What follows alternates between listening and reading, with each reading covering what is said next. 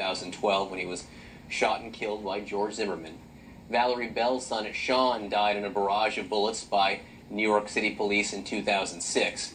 In a CNN exclusive, the three mothers, they came together to speak about their loss. Don Lemon sat down with them. He's live in St. Louis. That must have been a remarkable gathering, Don. It was remarkable, and I do have to say, John, it is probably the most emotional interview that I've ever had to conduct. I mean, what do you ask these two mothers? But they did open up, and the mother of Michael Brown opened up as well. And just as you said, Trayvon Martin died in 2012. Sean Bell died back in 2006. It was the morning of his wedding. They were at a bachelor party, and police, plainclothes, and detectives shot about 50 shots into the car, killing him and injuring two of his friends. And then, of course, we know Michael Brown just died 2 weeks ago. I sat down with this interview, and it was the first time they met, and it was really emotional to see it all unfold. I got it. I told you we have to help each other. We got it. We got it. We got it. We got it. We got it. We got it. Hey, We Mama. got it. Hey, Mama. God bless you. God bless you. An emotional embrace. Just lean on him, and he gonna cover you, and he gonna cover your family, and he gonna make sure you okay. The mothers of Trayvon Martin, Sean Bell, and Michael Brown meeting for the first time. Keep your head up, no matter what it's done. Keep your head up so they can see your son in you. We stepped out of the room. We'll see you in a few minutes. Giving them time alone before starting our interview. What can these moms, these women and moms, they can offer you something that the guys can't, right? That husbands can. Yeah. What can they offer you? They speaking to me from experience. No. They offer me something right now, but I can't tell you what it is. But it's something. And something is more than nothing. When we were standing there waiting to meet her, you turned to Valerie, Sabrina, and you said, "Are you having flashbacks of this moment?" Yes, she did. When it was the day before the homegoing. Yes, I not to be here strong for her. The flashback is my son 8 years ago. That was my flashback. And thinking of her at that time, her son was 10 years old when it happened. And I thought to say to her, keep the memories in your heart. That's going to help you to continue to carry on with your son. And believing and having faith in God will also help you and the close family members. That's what keeps me the memories of my son. He always used to tell me, "Ma, I got this." So I'm telling you, Ma, you got this. It's okay to cry, scream. I still do. It's 8 years, but you got this. You have to focus on when he was smiling. You have to focus on his first day of school. And you have to focus on Christmas Day and things like that, the happier times. And put a picture up when he was happy. Yes. And you have to focus on those. Just don't focus on the death. Because that's going to eat away at you. And Leslie, you know, it's hard, and you're probably thinking right now that I'm sure it doesn't seem real to you.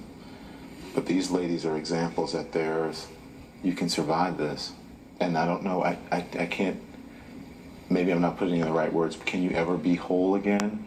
Or can you ever, how would you put it? I don't think it's a matter of being a whole. What I think it is a matter of a new life. And this is the new life. This is, I can never go back to who I was and what I was because I'm missing something very precious in my life and something very special. Losing my son was like losing a part of your body, but you remember what that part of your body has done for you. Like if you lose an arm, you knew what that arm did. So my thing is keeping the memories that will keep you and carry you on. I want you guys to talk about it because it's going to be very difficult, and you have dealt with it, is character assassination. I think you describe it as character assassination, one of you. What do you mean by that? That means that people that don't even know her son is going to say negative things about him just to portray him in a different light, in a negative light, just to try to justify what happened. Is that one of the hardest part of you even thinking about that, about people talking about your son? No, the hardest part for her is going to be the homegoing service. As I have said, that is the absolutely worst day of her life as a mother, because there is no words that can bring comfort to her as a mother by seeing her son in the casket. Do you go around the house in the kitchen? Do you talk to Trayvon? Absolutely. Yes. Absolutely. Do you? Yes. Things on my mind. If I know something has to be done, Ma, I got this. As favorite say, Ma, I got this. Do you do the same thing, Leslie? Especially when it rains. Yep. When it rains, what?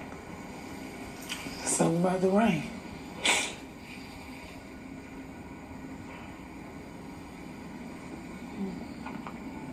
Something about it. That makes you wanna. I feel he's there. He's there. He's watching over you. What was it like meeting her? I'm glad I did meet you.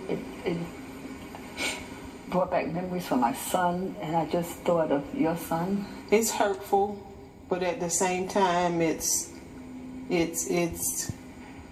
comforting, because I know she needs people that understand what she's going through.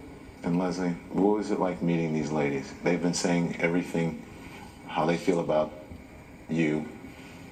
What's it like meeting them? What do you want to say to them?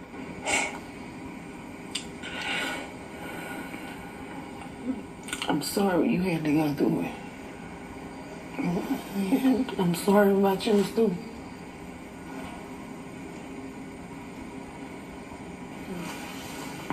Thank you all. He got you. He got you, baby. He got you.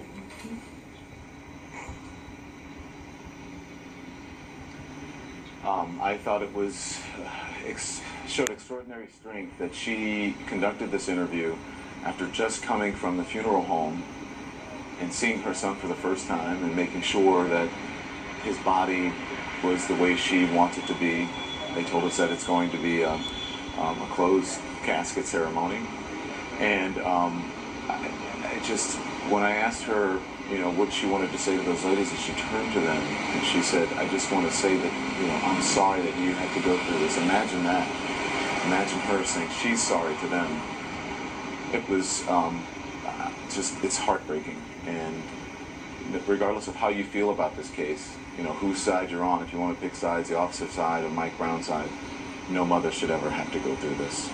John, you know, I can't imagine. I don't think any of us can imagine what they're going through. So much tragedy. They're three separate tragedies, but also such a blessing in a way that they have each other now. At least someone to lean on. Horrible blessing. Right. What a horrible blessing.